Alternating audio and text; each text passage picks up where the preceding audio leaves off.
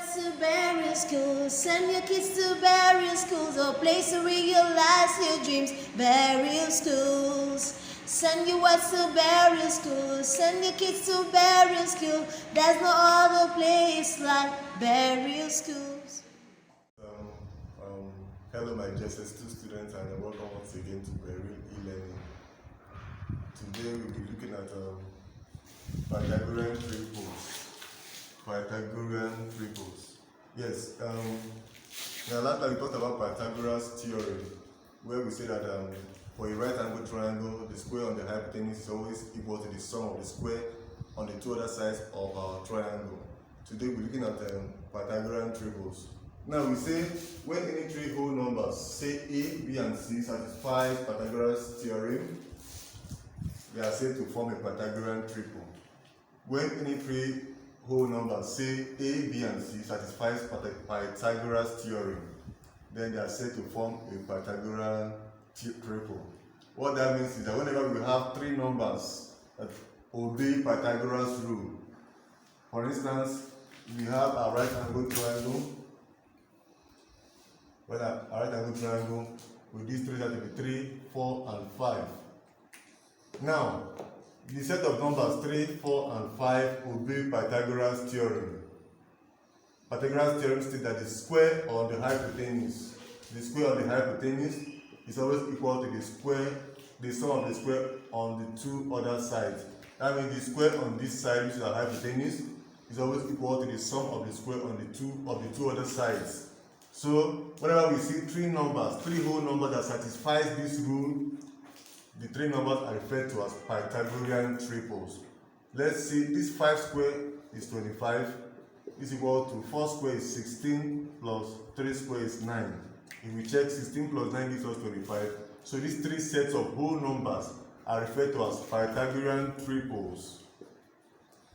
Pythagorean triples, because they obey Pythagoras rule. And we say that Pythagoras theorem or rule states that the square on the hypotenuse is always equal to the sum of the squares on the two other sides of our right angle triangle. So here we have c squared equals a squared plus b squared. That means for our right angle triangle, our c squared must be the hypotenuse equals a squared plus b squared.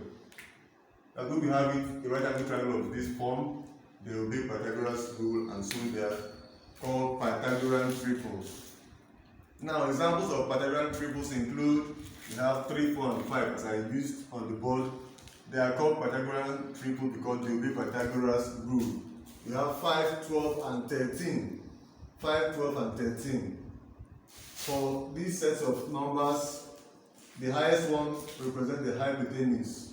So we can say the square on the hypotenuse is 13 square is equal to the sum of the square of the two other sides, equals 5 square plus 12 square. That's the square on the hypotenuse is equal to the sum of the square on these other two numbers. Let's confirm if this is true. Once it is true, we know that these three sets of numbers are referred to as Pythagorean triples. 13 square will give us 13 times 13, which is 169. 5 square gives us 25, plus 12 square gives us 144. If you add 144 to 25, 4 plus 5 we have 9, 4 plus 2 we have 6, and we bring down a 1. So the sum of these two gives us 169. It therefore means that these three sets of numbers obey Pythagoras theorem, and as such they are referred to as Pythagorean triples. Because we have seen that the square of 13, which is our hypotenuse, is equal to the sum of the square of these two other numbers, and as such these three numbers are referred to as Pythagorean triples because they obey Pythagoras theorem. Same is applicable here. We have 8 square plus 15 square. This 8 square is 64. 15 square will give us 225. Now 225 plus 64. 5 plus 4 is 9. 2 plus 6 is 8, and bring down a 2. The square root of 289 gives us 17. So 17 square is 289. It therefore means that these three numbers obey Pythagoras theorem, and as such they are called Pythagorean triples. We take it again, 8 square plus 15 square. 8 square is 8 times 3, which is 64, and 15 square is 15 times 15, which is 225. We sum them together, we get 289, and 289 is the same thing as 17 square. If we multiply 17 by itself, we get 289. 7 times 7 is 49, write 9 and carry 4. 7 times 1 is 7 plus 4, we have 11. 1 times 7 is 7, and 1 times 1 we have 1. We bring down 9, 1 plus 7 is 8, and 1 plus 1 is 2. We have about our 289. So they obey Pythagoras theorem, and as such we call these three sets of numbers Pythagorean triples. Okay, now show whether the following set of numbers form Pythagorean triples. Show whether the following set of numbers form Pythagorean triples. What it means in essence is, check if these three numbers obey Pythagoras theorem. So we have 12, we have 35, and we have 37. So for us to check that, we say, if 12, 35, and 37 is a Pythagorean triple. It's a Pythagorean triple. So for us to confirm that, we say 12 square plus 35 square is equal to 37 square. Okay, then that's if these three sets of numbers is a Pythagorean triple, then the square of this plus the square of this should give us the square of this. Meaning that the square of the hypotenuse should give us the sum of the square on the two other sides. If this set of numbers is a Pythagorean triple, then the square of this side plus the square of this side should give us the square on the hypotenuse. Now the square of 12 square is 12 times 12, and that gives us 144. And 35 square is 35 times 35, and that gives us 1225. And 37 square, we have 1369. Now, if the sum of these two gives us 1369, then they will be Pythagoras theorem. That means they are Pythagorean triples. If the sum of this gives us 1369, then we say they are called Pythagorean triples. So we have 144 plus 1225. 4 plus 5 is 9. 4 plus 2 is 6. 1 plus 2 is 3. We have our 1. So we still have our 1369. This plus this gives us 1369. So we say, therefore, 12, 35, 37 is a Pythagorean triple. Is a Pythagorean triple. Let's take a summary of it again. We said, show that the following set of numbers form Pythagorean triple. We have these three sets of numbers. We say if these three sets of numbers is a Pythagorean triple, then the square of the hypotenuse should be equal to the sum of this square. That's what it's all about. The square of the hypotenuse should be equal to the sum of the square of the sum of the two other sides. So we confirm if the square of this plus the square of this gives us the square of 37, then there will be Pythagoras theorem. And that's what we call the numbers Pythagorean triples. So we see 12 square is 12 times 12, we have 144. 35 square is 35 times 35, we have 1225. We add them together to get 1369, which is the same as we have here, 37 square. So 12, 35, and 37 is a Pythagorean triple. I said the reason is because the square on the hypotenuse is equal to the sum of the square of the two other sides. As we have here, the square of this is equal to the sum of the square of this and this.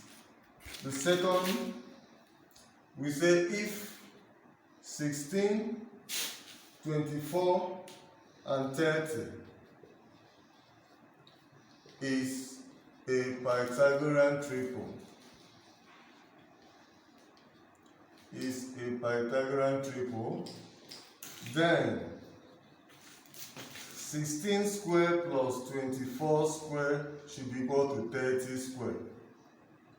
I said earlier on, not today, perhaps in the last class, we said that this hypotenuse is always the longest side of the triangle. The hypotenuse is always the longest side. That's why I'm using the highest number for the hypotenuse. Here I'm using the highest number for the hypotenuse. Now 16 squared is 16 times 16, and if we multiply that, we have 256. 256. 24 squared is 24 times 24, and that should give us 576. 576. 30 squared is 30 times 30, that should give us 900. Now, if the sum of this and this is 900, then they obey Pythagoras theorem. They are called Pythagoras triple, Pythagorean triple. But if the sum of this is not 900, they don't obey Pythagoras theorem, and they are not Pythagorean triple. So we have 256 plus 576. 6 plus 6 is 12. We write 2 and carry 1.